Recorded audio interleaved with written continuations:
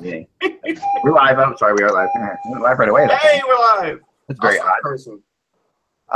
We're waiting to be joined by Bill Meltzer, who is in Texas, in the Dallas area. No, actually, he's in Philadelphia right now. Sorry, he's in Philadelphia, right now, and he's our Flyers writer and of course our Dallas Stars writer. So he'll be joining us as the show goes. We'll get to him as soon as possible, to talk about the Stars. My blog today, which I kind of wanted to discuss with you guys briefly, kind of ties into this a little bit. I was thinking of the Dallas Stars. My blog today is what team that didn't make the playoffs last year will make the playoffs this year. Okay. And, that's something we can think about as we go along here. But I just wanted to say we'll get started with the show, and then we'll go from there. We have one viewer right now. So I did do this right? I put the proper link in the thing. Yes. Okay. Thank you, our one viewer. Viewers are joining fast and furious now. Sorry, there's always a delay on Google, so now we're good. When I look down and see viewers, you usually have quite a few there, and I was like, okay, here we are. We're I'm just trying to connect with the audience. Yeah. Of course, it is new. You have to make sure that you embed it in the blog. So if you're watching it at 1 o'clock, because that's usually when you would check it out. This happened an hour ago, so you're already old news. But nothing we talk about today will be any more relevant in an hour. I promise you. It's just where we are right now in the hockey world. But let's start the show, and then when Bill jumps on, he is going to text me back as soon as he's trying to. I have a feeling that he is in Google hell because I said, did you get the invite? And now it is open. Huh. All right. I'm going to try again. Let's see what happens here.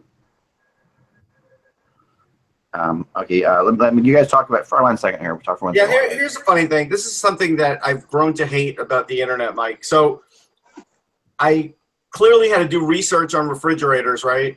I'm not on a refrigerator, sorry, on a washer. And now, appliances are following me around online, right? The one thing I don't get, though, is there's a women's bra. And it's like, I didn't do anything for that. I didn't search for that. I didn't buy that. I didn't look at that. And now this is following me on my browser. Sure. Yeah, we know you're looking for that pump up and lift and separate bra. Come on. Women have trouble enough buying their own bras. You think I'm gonna try and delve into that? No way. We're going to go into that world. No way. You have to be an expert for that. Forget it. Yeah, and there's no right answer for that one. No, it's harder. Basically, I'm going to tell you, from what I've learned in life, it's harder to fit a bra than a shoe. Well, of course it is. Of course it is. But I do hate what we're talking about. I do hate whenever you do.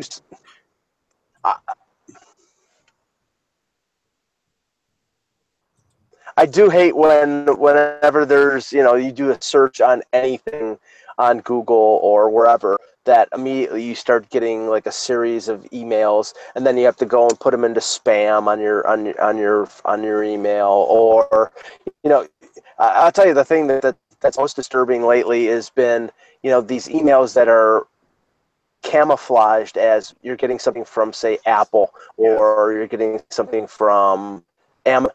And there's I didn't order anything from Amazon. Let me click on that, and then when you click, you're basically downloading a virus on your computer. Yeah, I actually appreciate the old school ones that says, a family member or your brother's dead on the road. If you don't give me $100 or $200 US right now, I appreciate those compared to the ones that are really harder to figure out that it's an actual scam. The other ones, they still make me chuckle. They're like from the bygone era of AOL and CompuServe. Hold on. Yes, you've won a lottery from the Netherlands and Antilles. Yes.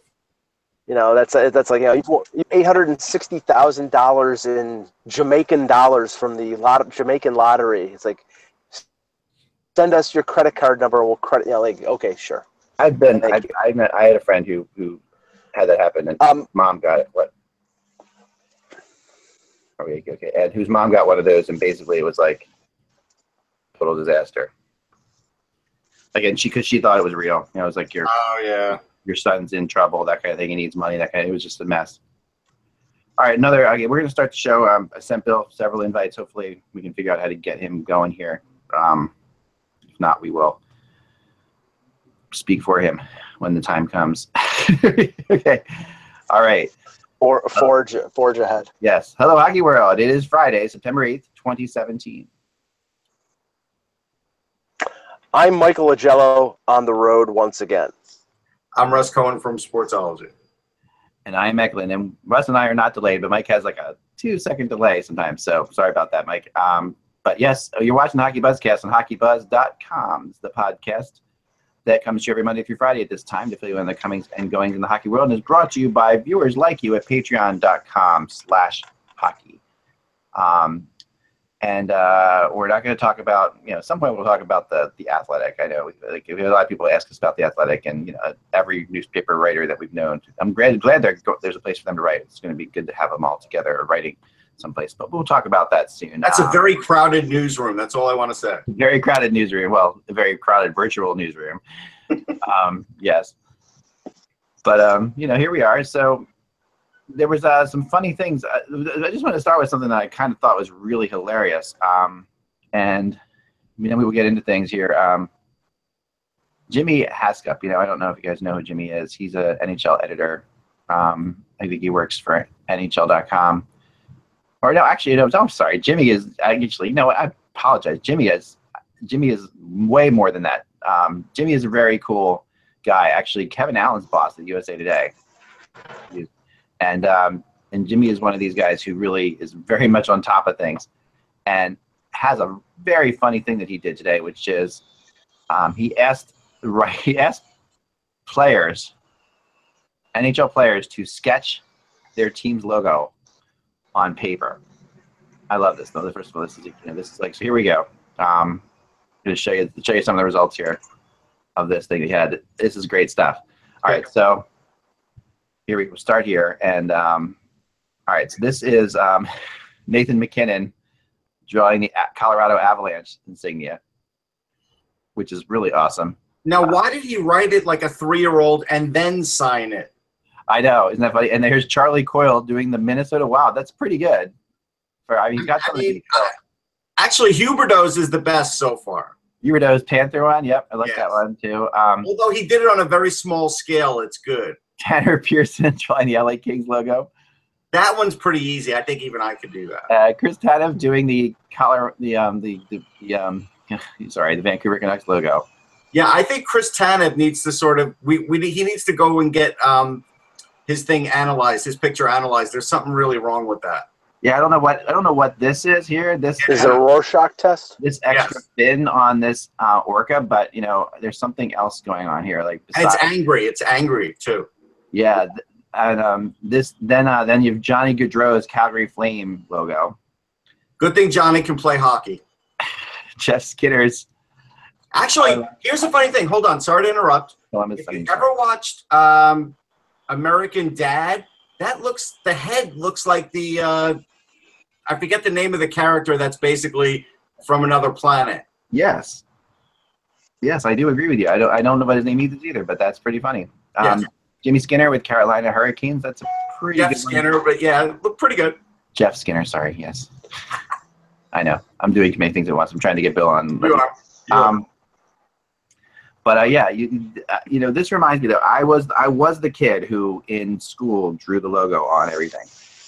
I did too, but I had tracing paper. My dad was a printer, and he would get copious amounts of tracing paper, so I could make anything out of tracing paper, and it would come out great. Yeah, it's pretty fun. But you never just drew on your book cover, I did, and the best picture I ever drew was of my math teacher, and she caught me, and I got in trouble. Oh, that's pretty funny. Yeah, I used to try. The Flyers logo is not that hard. Look, when I Good, Mike. When I was in, I took mechanical engineering in high school, so I was, I would use my protractor and my compass to make the emblems of the different teams, and I made them exact. I mean, you could not tell the difference between. Wow, that's some skill. That's very. I did. Yeah. It's really not, but okay. I got pretty good. I got pretty good at the Islanders one. It's not that easy to do. I got very good at the Islanders one too. I felt like I needed to master that one because I lived on the island. So the map of Long Island that's embedded in there, that's the one that took a little while for me to Yeah, get. that's tricky. That's tricky. The hardest one, though, and this is when I said before about the Golden Knights, one of the things I like about the Golden Knights is their logo is very drawable. Yeah. It's the kind of thing that kids could sketch very easily on something. There are some that are just virtually impossible. I was looking or spray paint. Yeah, the Bruins one was always a classic to write, of course.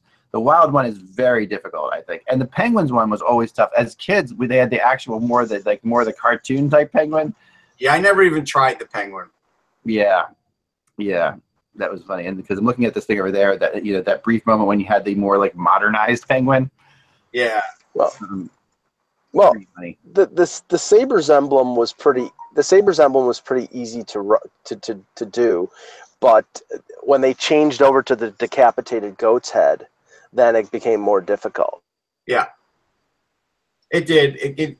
But I never even tried the Sabres one, too. Again, I never identified Buffalo as being a part of New York, even as a young kid. Yeah, Bill's having trouble. One second. God. That's just the way it was. That was life in New York. One more time. Sending one more, and we'll see what happens. I did draw the Devils, though. The Devils. That was pretty good. The easiest one was the Hartford Whalers. That was because of the interlocking H and the W. Definitely one of the coolest, and how the Binghamton Whalers turned it on the side was very creative too. Yes. Now I don't know if a name has been determined yet, but I could have some breaking news here for you guys because I've heard some things about this now. As I send Bill Boomer thing, so I have heard that there's the new Flyers farm team is going to be up in Maine, which Danny Breer is a part of, and all. They're not the Flyers farm team. They're just owned by Comcast. Owned by Comcast, right? Yeah. So they're not, but they're going to have like something connections. They're not. Are they from a marketing arm? But it's not from a organizational player standpoint. Okay, right. So they're just what league are they in? Are they in the ECHL? I think it's ECHL. Yes. And they're not connected at all to the Scranton team. Not to Scranton. Or no, I mean, they're not connected to the Flyers. The Flyers still Lehigh Valley. Lehigh Valley. I mean, no, they're not. Reading is still there. I think that eventually will change. But anyway, I think that is it Reading? I forget who the Flyers ECHL is now. I now have to look. So anyway, that team is there's some talk about bringing back the Maine Mariners. Which I really like. That was a great logo, and it is Reading. I was right. Okay. Connected if they do connect with the Flyers, they have to bring back the Maine Mariners Flyers logo, which was that. But why would they do that? See, I mean, Reading and Lehigh are right there. Why would they expand? There's a reason they bought that team. I'm not sure what's going on with it, but there's a reason. I think they bought it to make a profit. Working at it too, like that's the other thing too. There's Flyers people involved with it. Yes, so there's Comcast people. No, there are some Flyers people involved with it. Well, but again, they are now working for Comcast. The thing is, I believe they have a new building, or if they don't have one, they have one coming, and I think they just saw an opportunity to make money. Look, remember Ed Snyder? How many buildings did he own?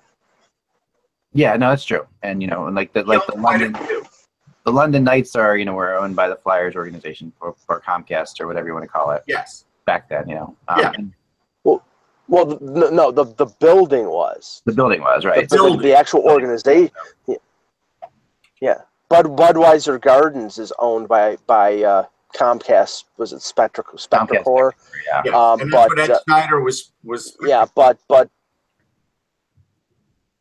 right, but the London Knights are owned by the Hunter brothers. Right. By Mark and they own all the pencils and the pens and the players. Okay, so this was sent to me because we were doing logos, and then we'll move on to what we're going to do after this. Are people sending in their own drawn logos? No. Someone sent this in. This was commissioned by Chevy for the new arena in Detroit, which apparently is phenomenal. The Little Caesars, yeah. Little Caesars. So that Little Caesars commissioned Chevy to make this awesome steampunked Red Wings logo. Check this out. Oh, that's great. I love that. Isn't that cool? It's like on the wall. And it's going to be on the wall there in the building. Although, Mike, who did they copy that from? Does that look like something you guys remember? No, not the Chevy thing of it. It's just the Red Wings logo in general. Oh God. Well, don't you remember recently there was that it was being used in the emblem was being used in No, it's not Charlottesville. that. But I it's not mean, about there that. was an It's like the Toronto Bike well, Club what originally had that All right, logo. guys, give me 1 second. I'm going to call Bill, okay? So we're Okay. gonna, yeah. That logo emanated from that design from Toronto. really? Yes. All right, give me 1 minute. I'm gonna call Bill. Yeah. Be back. Yeah, that I did not know that, Russ. Oh, okay. Well, while X doing that, about the Bo Horvat contract, because Bob McKenzie reported that it Sorry, it's was a imminent, cycling and then club. a few minutes. Yeah. What's that? I said a bike club, but it's a cycling club. They borrowed that from them. Yeah, I don't know. I Yeah. don't know. But Bo Horvat, Bob McKenzie reported that it was imminent, and a few minutes later, it was confirmed of a 6-year deal at $5.5 million. I think this is a great. I mean, I think this is because we talked about this a few days ago. I think this is a good deal for the Canucks in terms of price point and length of contract. You buy 2 years of unrestricted free agency. I think he's a pretty good player. I don't think he's a number one center, and I think he's being paid like he's going to be a good number two, which I think he is. No, I think this is a good deal, and I still am not ruling out that he can't be a number one in the future. I think it's a good signing. I want to acknowledge a follower, Mike Shallon, who tweeted to me, and he said, I've given you crap about your takes on the Canucks before, but loved your take on Bo Horvat. And I appreciate that because I think this is a good signing. I think Horvat is an excellent player, and I think there's more tread on the tire there, and I think he's still learning. And I think we're going to hear a lot more about Bo Horvat than we've heard previously as that team begins to get better and add like the right amount of talent, whether it be youth or otherwise. Yeah, I mean, I think he's a very good player. I think that he could get better, as you said, but I'm just saying for the here and the now and what he's put up so far, pathway of being a number two, and $5.5 million as a price point, I think is fair for him and fair for the team. And you got to remember that the Sedins, I think, are making in the $7 million. I think it's $7 million per. And if they go someplace else, either in trade or in free agency next year, then $5.5 million for a guy who's going to be plugged in as your number one center, even though I don't think he is a number one. I think that's pretty good price point. It is. I'm going to take something from Ty Anderson's Twitter account because it ties into this from Don Sweeney and Pastrnak, and he basically said they just need to find a deal that works. I mean, if it was really that simple, I think they'd have a deal already. I think the interesting part about this is Boston media seems to be like torn apart about this, right? About they all want to keep him, but it's all about how much he should make. And at the end of the day, if camp starts and he's not there, players could say it's not a distraction, but it will be a distraction. Yeah, Don Sweeney is from Mars, and David Pasternak's representatives are from Venus right now. They're talking completely two different languages, and that's the thing. It's like, from what we've heard, the comparable that Pastrnak is using is Draisaitl. That's a non-starter for the Bruins. I got to tell you, it's a non-starter for me. There's no way. I would take Draisaitl over Pastrnak every day of the week. Right, and I think most people would, because Draisaitl is a center. He's probably going to fit as the number two behind McDavid. He's a big center, so he differentiates from McDavid in terms of McDavid is the Crosby, the smaller guy, even though he's got unbelievable ability. And then you have the counterpoint of in Pittsburgh it's Malkin, the bigger guy, and now in Edmonton it's Draisaitl. I think Pastrnak should get more than Marchand. I don't think he should be held to that. And I think the Bruins are using that right now as a means of keeping the price down. Well, we're not going to pay more than Marchand. Marchand had more points last year. It's like, great, but he's not coming up for restricted free agency after scoring 34 goals. Right. So I think the Bruins are going to have to pay. I think they're going to have to pay more than they want to pay. I don't think they're going to have to pay $8.5 million like Draisaitl is making, but I think it's going to have to probably be around what Bergeron's making, which is around 6-8, or it's going to have to be closer to 7, which is getting into Tarasenko territory, and that's have enough of a resume, but he hit restricted free agency at the right time, and that's what happens. Yeah, and it is all about timing. There's no question about it. On another note, I'm getting excited just reading about the guys that reported early for Vegas, and now they're having their rookie camp. I kind of wonder. I think the NHL is going to have a ratings bonanza for Vegas's first game. I think the tune-in audience on that is going to be massive. Don't you? Yeah, I think so. I mean, I think there's going to be a curiosity quotient when it comes to a new team. I think it'll fade fairly quickly if the team isn't good. I mean, I was at one of the hockey speaker series last night, and it was brought up of how long Vegas would be competitive in terms of a playoff sense next year. And somebody is I was surprised, Russ. One of the panelists said like January or February. No way. I'm like, if your definition of what being competitive for the playoffs is within 20 points, because I'll tell you right now, they will not be in a competitive position for a playoff spot by November 1st. And that's not anything, that's not anything against the Vegas franchise. I'm just stating, look at their roster. They have a really good goaltender in Marc-Andre Fleury, but he's probably going to face about 40 shots a night. At least. This is not going to be a good team. And and there's no shame in that. They're an expansion team. They took a lot of other teams' junk. They have a lot of defensemen on short-term contracts. This is what happens when you build a team from scratch. You're going to have a couple years of pain. I've seen Marc-Andre Fleury pulled a lot in games, right, where teams get a lot of goals early. I could foresee this happening with him in Vegas. Like, he gives up 3 or 4 early, and they pull him a few times. Like, it's gonna happen. Like, they're going to have problems. It's funny how we're all acting like, or not we all, because I think we've had a pretty good handle on it. But I think a lot of fans are just acting like, and even some media, like, we've never seen this before. We've never had a new team come in the league, and it's like, we can go back to every new team, and every new team struggles tremendously.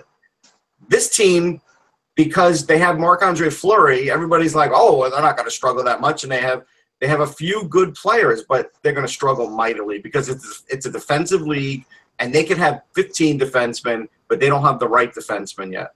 Okay, everyone. I think we have Bill on the line. Bill, how you doing? Hey, guys. Finally here. All right. Sound okay, guys? You guys sound okay? Yep. Okay, good. All right, Bill, thanks. Sorry, that was my bad or some Google issues. We don't know. Anyway, we wanted to talk about Dallas. We're running short on time. But I really wanted to get into Dallas because they were a tough team for me and a lot of people to sort of get their hands around, as they were, I think, even you who cover them on a day-to-day basis. You covered 2 teams that were really interesting and hard to get your hands around last year, I must say. But this was one that was really kind of peculiar. The Stars, obviously they made a lot of interesting moves throughout the year. And but what are your thoughts in general? What's the feeling? What do you think the mood is in general for this team now going into the next season? It's a very optimistic feeling. I mean, the Stars have loaded up during the off season. I think more than any personnel move, and they've added Radulov, they've added some other pieces too. But I think the biggest reason for optimism is honestly the change behind the bench. Of course, the change in net too, but the change behind the bench. And with Hitchcock coming back, the biggest issue with the Stars, even 2 seasons ago when they had that great regular season, too many times they tried to outscore the defensive breakdowns. Right. And especially in today's NHL, I mean, Russ was just saying it's a very defensive-oriented league. For whatever reason, very sporadically, with the team buy into playing a two-way game. And it started with all the best players too. You know, it was the Sagans and the Spezos who really were oftentimes culprits in it. And you know, a lot of the times the fingers got pointed at the goaltending, and rightfully so. I mean, I think that Niemi was a disappointment, and Letton's had a couple of down years too. But you know, I don't think too many goalies anywhere would have had a success behind the team that was out there, because there's so many backdoor kind of goals. So many times guys are left alone in the slot, or you know, the goalie's eyes are taken away from them. You know, I put a lot more of it on team defense than I put on the goalies, and that's not to absolve the goalies completely.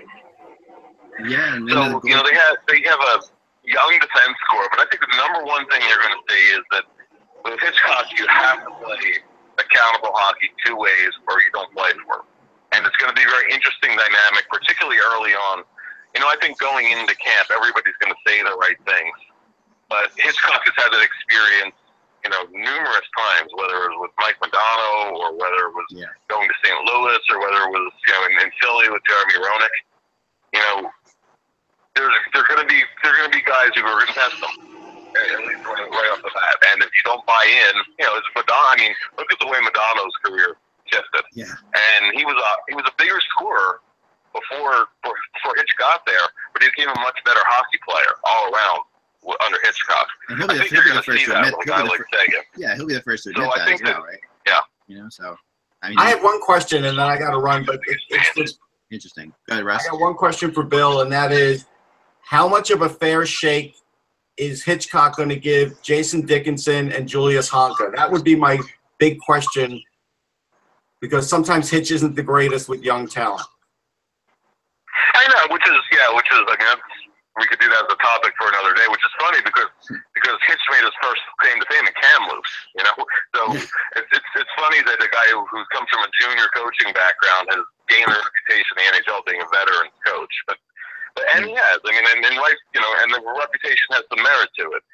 Honestly, he's not going to have too much choice, because the guys like Aduya have moved on. Goligoski's long gone from Dallas. You know, I think that they're relying very much on the younger defensemen. You know, you know, so I think that the guys like Honka, like you said, I mean, they're a piece of the puzzle there. How patient is he going to be? I mean, Hitch is a demanding guy. He's going to hold them to a very high standard. That's going to be something that definitely keep an eye on this season, is how well the young defensemen come along under Hitchcock. How much the forwards buy into playing two ways. And listen, they need to bounce back here from Bishop as well. So I think all the pieces are there. They're loaded with firepower. You know, I actually think he's going to get some buy-in from. I think Radulov is the guy who's already kind of finally matured as a player. I think he's the guy who's going to buy in. I think, you know, but I think fitting all the pieces together under Hitch is the biggest question mark with the team in terms of talent, in terms of firepower, even in terms of the goaltending depth. I think all the pieces are there. I wouldn't instill them as the favorite in the West, but they're a team that could go a long way if everything comes together. I agree with that. I wanted to Mike has a question, but I'm going to go first here, Mike. I thought the Radulov signing was really a bit surprising, just given Hitchcock, given Jim Nill. But one thing I do know about Nill is he does his homework. I think you're probably right about the fact that the maturity of Radulov, and you have that, that's the first line of potentially being Ben, Sagan, and Radulov. You really do have, Sagan and Radulov have really had similar projectiles, as far as, the maturity goes. It seems like they're both coming to their own recently. But that first line, potential on that first line is insane. I mean, it really is. They, as a duo, Ben and Sagan have been one of the best duos in the NHL up there with the Getzlofs and Perrys and so on and so forth. But I think that I think that certainly in terms of their ability to put pucks in the net, that wasn't an issue under Lindy Ruff, and that's not the point of finger at Lindy Ruff. I'm just saying that the two-way buy-in wasn't there consistently enough. But in terms of triggering transition chances, you have guys in the skill level is very high, but you also have guys like Radulov and Ben are both very hard to take off the puck down low. I think that they have all the elements there to be a dominating trio, and as a trio, if they're together, as a unit. A few years ago, Nichushkin looked like he was going to develop into that third piece there, and then things kind of didn't come together with him. If he's coming back at some point, but that's down the road. But I think in the immediate future, that could be one of the best lines in the NHL with Radulov as the third piece, no doubt. As long as there's enough puck to go around, there's a lot of guys like to carry the puck on that line. And that's going to be the one fun thing, especially Radulov loves to go end to end. He's got that. Got part to his game. Go ahead, Mike. Well, I'm just wondering whether Hitchcock is going to spread out the offense a little more. I'm getting an echo here. Whether he's going to put Radulov with Spezza on a second line, or whether he's going to put all his eggs in one basket and put Radulov with Sagan and Ben. I would think that they would start out trying to spread things out a little bit and not, because if you neutralize one line, you're pretty much screwed. Bill, when I look at Dallas, the two areas I question is Ben Bishop's durability. We know that he's had problems over the last couple of years in Tampa of staying healthy, especially when it came to playoff time. And how much of an effect that Mark Mathat's addition will have on the Stars' blue line. Now, Klingberg had a bad year last year, and I think he's a very good defenseman, and I think he'll bounce back. But I think they need Mathat to be that calming force that he was with Erik Karlsson in Ottawa. And if he is, I think they're a playoff team, and they could go far in the West. Yeah, I'll add one more to that as well, because 2 years ago, Matthias Janmark had one of the most underrated rookie seasons anywhere in the NHL, and he was gone all of last year. He has a knee condition, kept him out all of last year. He's a big question mark heading into this year. It was a genetic knee condition, and it may be an ongoing concern. But he and Spezza were a very good duo, and he brought a two-way presence to that line in addition to the 15 goals that he scored. And he was a guy that Lindy Ruff was able to move around the lineup. Missing him last year was a very underrated part of where I thought the team struggled. I think that the addition of Mathot will bring a stabilizing element, more so than when they brought in Duya. First of all, Duya wasn't healthy very often in Dallas, but Mathot's a nice addition. They have the young pieces. I mean, I think that I think we were talking about Klingberg. Klingberg should have a bounce back this year. The league caught up to him a little bit. I saw a little bit of the same thing in Philly also with Shane Gostisbehere. Yeah. That and he had to adjust back to the league, and also some issues without the puck on the stick. He would make bad decisions and get caught up ice, or he'd get knocked off of pucks or out muscled down low. Those kind of things are all areas that Hitchcock is going to want to see him clean up. But I think he has all the tools to be able to do that. And if he does that, then he's right back on target as one of the better young defensemen in the NHL. I think that we're talking about all the elements being there. It's just a question of them bringing them together. And as for Bishop, I think that health is an issue. I think you'll see that if the team plays better two ways, and I keep harping on it, but I think it's absolutely critical to the club. I think that you'll also see Lehtinen bounce back a little bit too, because he was for a number of years, he was one of the more underrated goalies around the NHL. Like in the Mark Crawford era and the Glenn Gulletson years. I thought that Lehtinen was kind of the reason they even got close to the playoffs a few times. Oh, I totally agree. Yeah, so I think it's a number two option. If Bishop goes down, he's still a guy who's capable. I mean, I don't think you want him as your number one, but I think that the depth is there. Yeah, and that's interesting. I mean, this is what I liked about what Nil did. Is here's a team that 2 years ago was very strong. Obviously, last year doesn't make the playoffs, and this year instead of obviously bringing in Hitchcock's a huge change. But then he made a lot of moves that were moves as if you were one or two players away from winning it all. Like he really made those kind of moves. Like the Martin Hanzal trade, Martin Hanzal signing is one of those moves in my mind. Like you only sign Martin Hanzal if you feel like you're close. Right. And Hitches compared Hanzal to Michael Hanzus, who we had in Philly, and wanted to deploy him in a similar kind of role.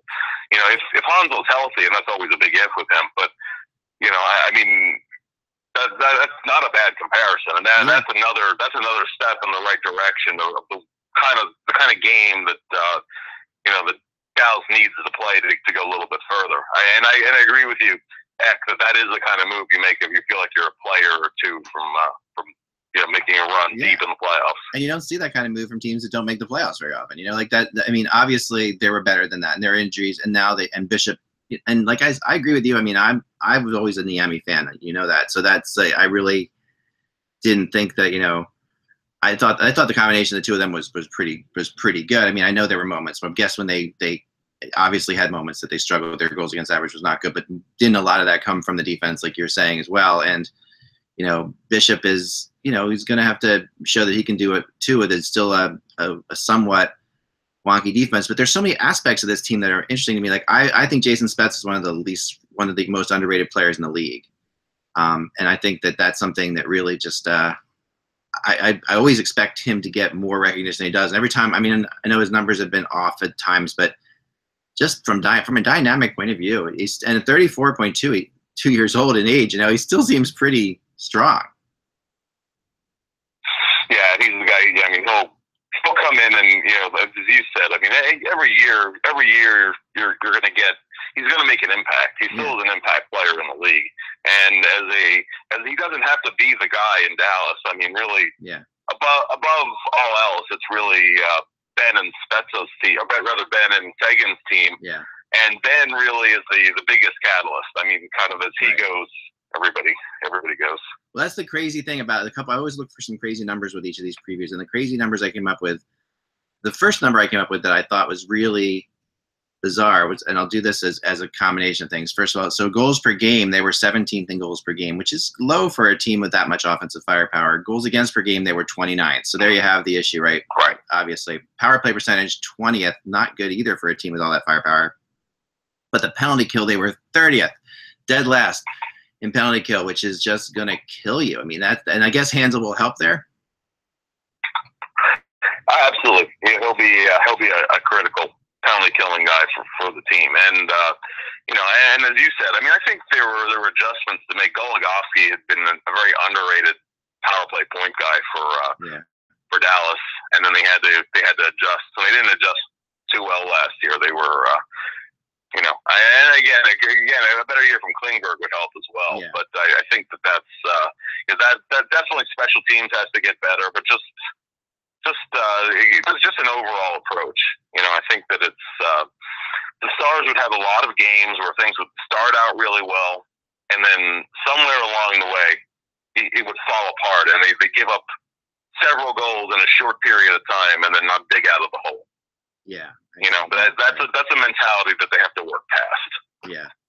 It makes total sense. The other crazy number is, I have, of all the teams we've done so far, this is by far the most, if Radulov does play on that line, of a $21.5 million line.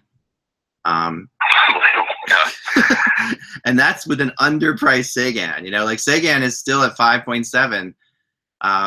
He's a UFA in 2019, so you've got one more year out of him before you have to worry about that. But still, that's $21.5 million on one line.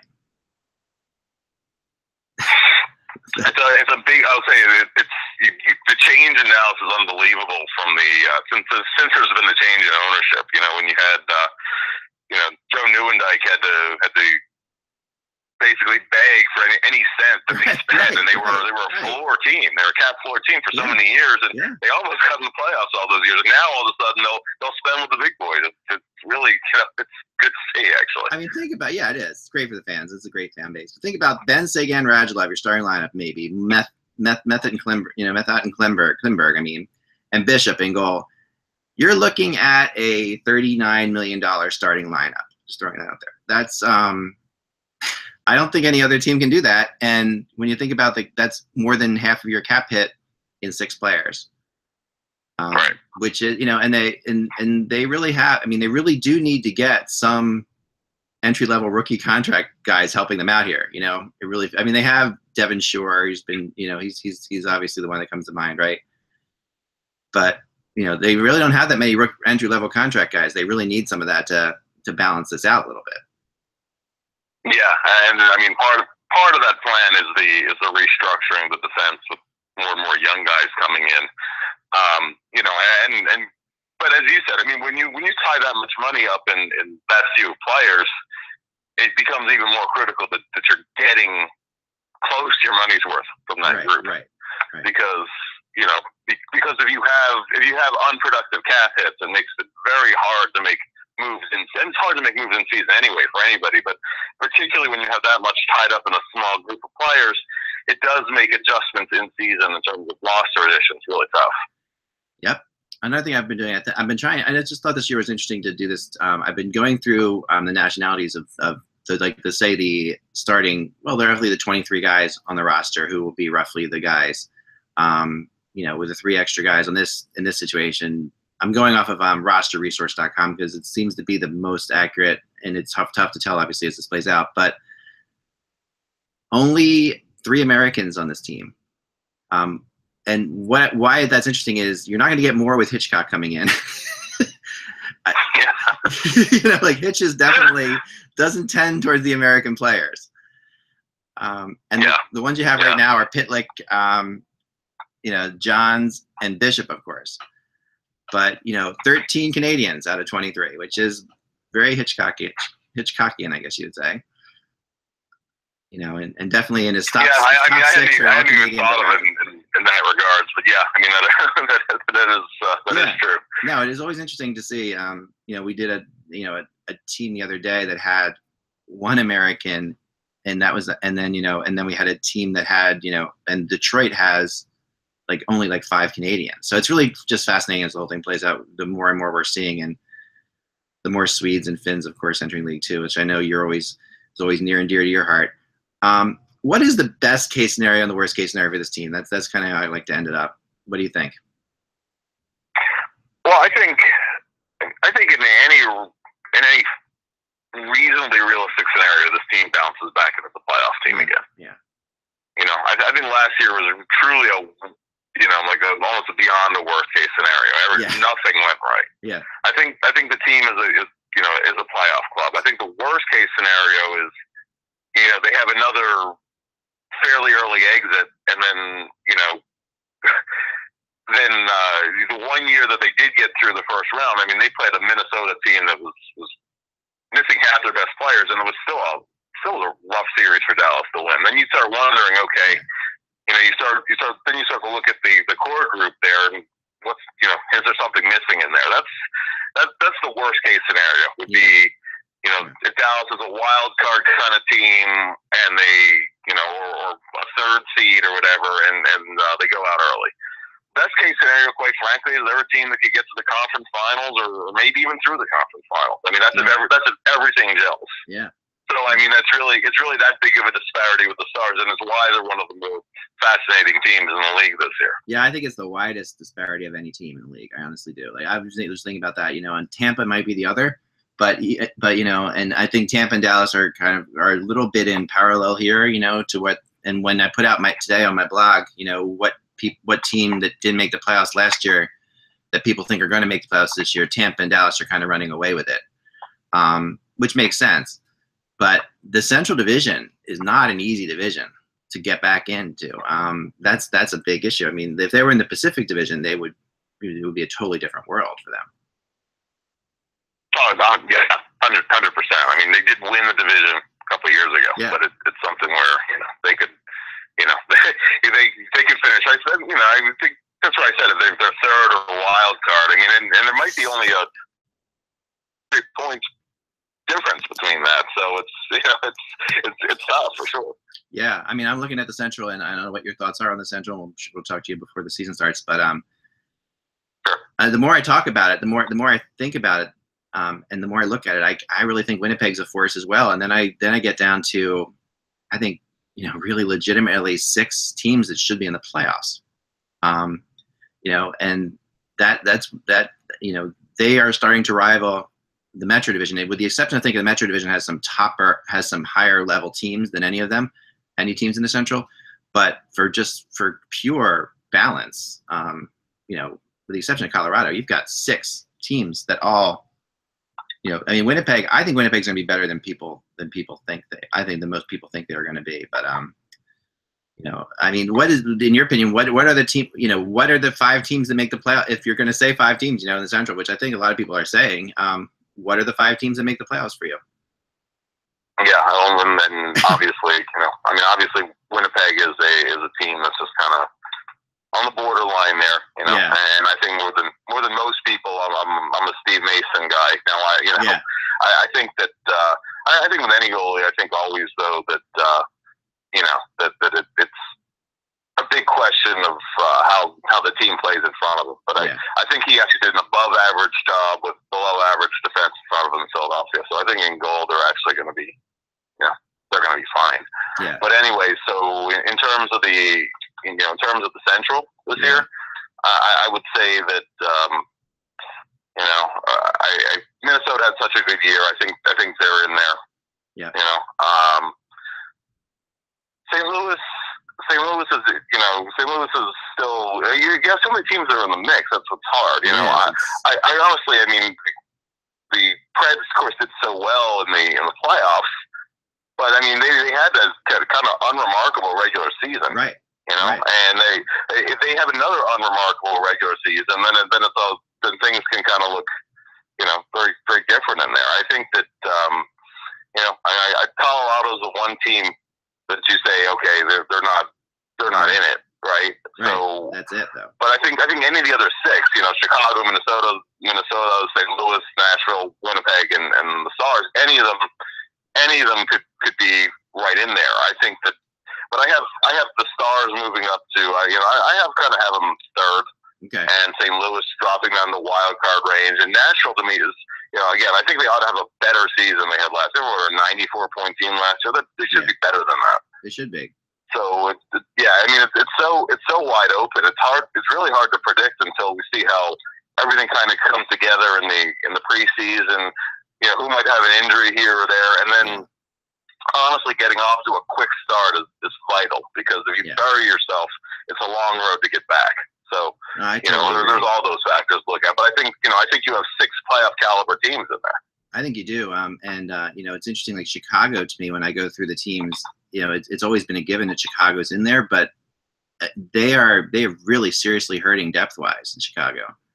I mean, for example, Patrick Sharp, who comes out of Dallas, right, who is, you know, they're penciling into as a second-line player for them. You know, I don't know. I wouldn't really be so confident in that, you know, based on a bunch of things. But I think he's, you know, in the Justin Williams world now, you know, where he can make, you know, he can definitely be a great character player for you at certain times. But, you know, but Panarin and Prasad, you know, there's a lot of interesting things that Chicago did that are very, you know, sketchy. I think that team's in danger of you know, if they get off to a slow start, of being in trouble, which is kind of unheard of because they've been so dominant. Yeah, I mean, the thing is, of course, you look at where they're starting from, you know, and I mean, as of the end of last year, they're about a 109, 110-point team. Yeah. So even if they drop off that pace, right, you know, 10, 11 points, you know, which I could conceivably see happening. That's still that 99-100-point thing that still gets you in the playoffs. The thing is that their core is so good. But I agree with you, depth-wise, they've lost a lot of depth. They've lost a lot of depth, and you know, they need Taves and Kane to have really good seasons. I mean, you know, and Taves had an okay season last year, but he's got to be better this year. Yeah. Kane had a great season, but a lot of that, you know, he played with Panarin too, which was a really big pickup for Kane and gave him a lot more space than he's going to have this year. You know, Panarin versus Sharp, because, you know, what Saad's going to play with Taves, so it's kind of interesting. So he's really. That it's going to take. It took 94 points to make the playoffs last year in the West. It's going to take at least 94 to 96 points to make it this year. I think. I don't see any change in that. So you're looking at, you know, 94-point teams could not make the playoffs, which is pretty crazy. But a lot of that has to do also with the great disparity between, you know, Colorado, Arizona, and say Vegas. You know, 3 teams that are going to beat up on maybe a little bit. But yeah, it was great, Bill. I really appreciate you doing this. We're going to have you back again for sure with the Flyers. I know a lot of people are texting me wanting me to ask you Flyers questions. But one thing, I will throw one at you real quick because we do have you on here. I am looking forward to, I'll see you at the rookie game next week. You you know, your thoughts on Nolan Patrick. We talked about it a little bit yesterday to start the show. You know, a lot of people are saying, there was an article that came out yesterday somewhere saying that, you know, they had nothing to gain by sending him back to juniors. Russ didn't necessarily agree with that. I, having, you know, met him just briefly, you know, I met him and Nico at the same time. So I got to talk to them both at the same time around the table, which was really cool, the NHL. And I got a really different impression of Nico and Nolan. You know, Nico seemed a lot older to me than Nolan did. Like, he just seemed like he was maybe 2 years older, and he has a little more, I don't know, confidence than Nolan did. Nolan Patrick's not to say he's not a confident guy, but just contrasting the two of them, Nico's a little bit more of a cocky guy, probably more than anything else. But we haven't even really seen Nolan Patrick play yet, you know, as a Flyer in any way, shape, or form. What are your thoughts? Yeah, and I think that I would be surprised if they don't, because if they don't deem him NHL ready at the end of camp, I don't think he's going to have to come in and blow everybody away to make the opening night roster, which is a different situation than they've had with a lot of rookies before. I mean, he was 4 days too young to be in last year's draft. Right. So he was almost a 2016 draft guy. Right. He's played 3+ seasons in the Western League. Yeah. Even last year, where he was dealing with the abdominal hernia and whatnot, and with the Wheat Kings not being as good of a club. You know, the year before he had 100 points. He averaged 1.4 points a game. Right. Last year, right, even under less ideal conditions, he averaged 139, almost the same thing. Yeah. I think that there's always things to gain. You know, there are always areas you can get better if you go back to junior hockey. Continuing to develop his two-way game. You know, yeah. And I mean, he's an above-average defensive player for a junior guy. But you know, like when and people raise the Sean Monahan comparison, right? Mm-hmm. Where he was supposed to be this great two-way guy coming out of junior hockey. And he came to the NHL and he had an offensive impact, but he found that the competing without the puck was more challenging at the NHL level. And that's still an evolving area of his game. I think you might see, a similar kind of thing with Patrick. So I think that, there's definitely areas that he could develop further. And I wouldn't say there's nothing to gain if they send him to Brandon. I do think, that his number one motivator would have to be playing in the World Juniors, because he didn't get to do that last year. Right.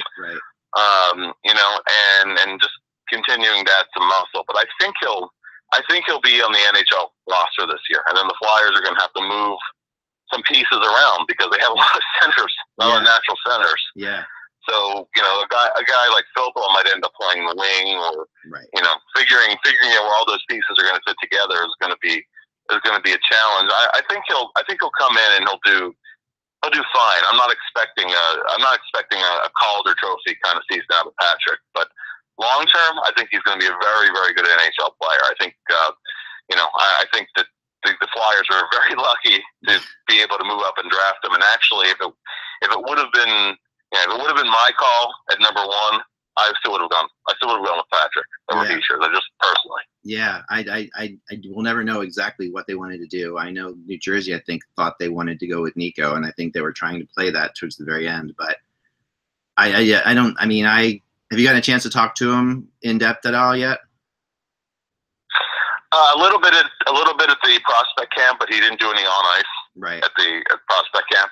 Right. So it'll be my first extensive dealings with him will be in rookie camp next week. Yeah, I think that the one thing I got the sense from him is this kid. Here's a kid who's been hurt so much, and he's been in a situation like this for such a long time, where he has he sounded like, I asked him one question that made him smile. Like, he didn't smile as much as Nico did, but the one thing I asked him to smile, I'm like, are you going to be happy when this is all over and you're just drafted and you're with a team already? Like, because there's a kid who has been the first round draft pick, the papers have been saying for years, right? And he's been going through this thing, and he's been all the injuries and all the question marks and I think I really got the sense he just wanted to be with a team already, and that was it, And I'm really going to be interesting to see what kind of pressure that takes off of him, of just having this part of the thing done, because I think when your father and your uncle, all these people were in hockey, and you've been out for such a long time, and people have been traveling around and following you and interviewing you since you were 16. I really got a sense that he just was done with it. He really, and I don't blame him. Yeah, and it's tough, Yeah. as you said. I mean, he's a guy whose name you have been hearing for years. So, Yeah. He sure kind of came on with the bullet last year. But when at the point that Patrick was a 30-goal point per game guy at 16 in the Western League, Yeah. you already heard that he's going to be the first overall pick when the draft year comes around. So, Yeah. And that was 2 years ahead of time. Yeah. So it's tough. I can see that. Yeah. Well, I can't wait to get you on again, Bill. Talk about the Flyers. We'll get into all the other, so many different things I wanted to ask you about that and also about the Eric Lindros thing, which is fascinating to me as well. And the Nolan Patrick comparisons to Lindros, which I don't think are quite fair, because he's a little, but he is kind of do you think the Getzlaf comparisons are pretty okay? I mean, that's the one I feel like is closest. I mean, I haven't seen Patrick play enough, but just talking to people, they seem to say that that's the one that they are closest with is Getzlaf. Getzlaf is I can see a Getzlaf comparison. I liked Craig Button's comparison to Eric Stahl. I think that's a similar, and it just shoots to the other hand. But I mean, it's still. I think that playing style and attributes coming out of junior hockey are similar. That's what I saw. So that's yeah, that's interesting. The difference between Stahl and Getzlaf is an interesting thing to take some time to think about in the future. That's great. Thanks so much, Bill. Again, and guys, I'm going to let you. Mike and Russ dropped off. So remember, without the buzz, it's just hockey, guys. We'll talk to you again on Monday. Enjoy the weekend.